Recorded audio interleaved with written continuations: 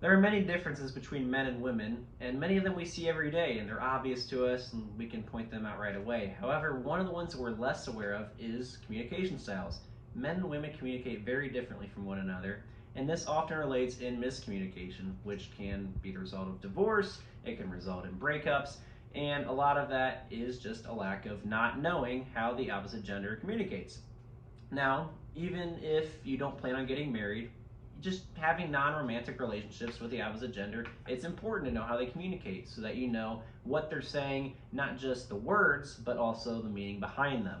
Now, in this presentation, we're going to talk about how men and women differ in the way they communicate in day-to-day interactions, in a romantic setting, and in the way that they parent. So going to that first point, just in everyday interactions, we're going to talk about how these differences work just on a basic level. So according to Forbes, Carol Ginzey-Goman, this is from September 2023, she basically is just going over the basic differences between men and women in communication. She talks about how men are more direct and blunt, which can also lead them to seeming oversensitive, whereas women, she talks about, can be able to relate on an emotional level and express emotions effectively, but that can also cause them to seem less aggressive and more of a pushover. Now, one of the specific examples of this that she shares is how men have a discomfort in dealing with emotions, so they tend to look for solutions more often than not, whereas women understand that sometimes people just want to be heard. So that's where you can kind of see it in real life, and this can happen in a business setting, in a school, some other workplace, where men and women just have different ways of going about things. Now, in a romantic setting, this is where we see it most often when we think of like rom-coms and stuff. We have a journal article from Melissa Obando, Pepperdine University, from June 2016, in which she first talks about how women tend to express personal feelings and try to relate emotionally, whereas men try to compete almost and try to win over a conversation with joking or whatever it may be, using strategy to try to win that conversation over.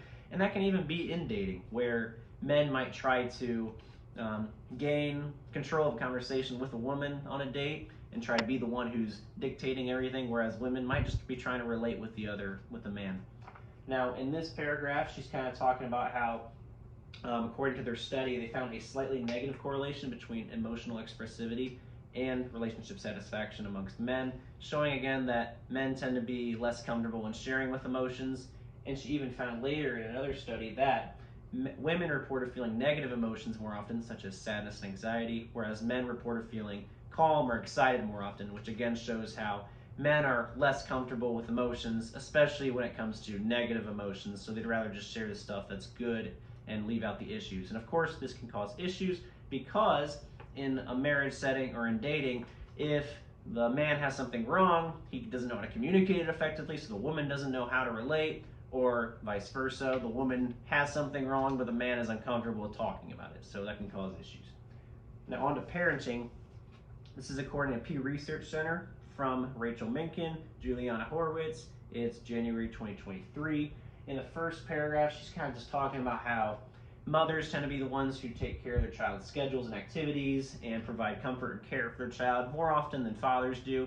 Again, showing how men are less comfortable with dealing with emotions and providing comfort and that sort of thing, whereas women tend to be a lot better at that. Now, where men can succeed is in the area of discipline.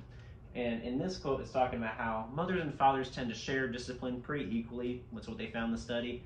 However, it's a lot more likely that you're going to find a father participating in discipline than you will in them trying to provide comfort to their child, which shows that, again, they're better at communicating that type of thing when it comes to finding practical solutions and being direct and being blunt.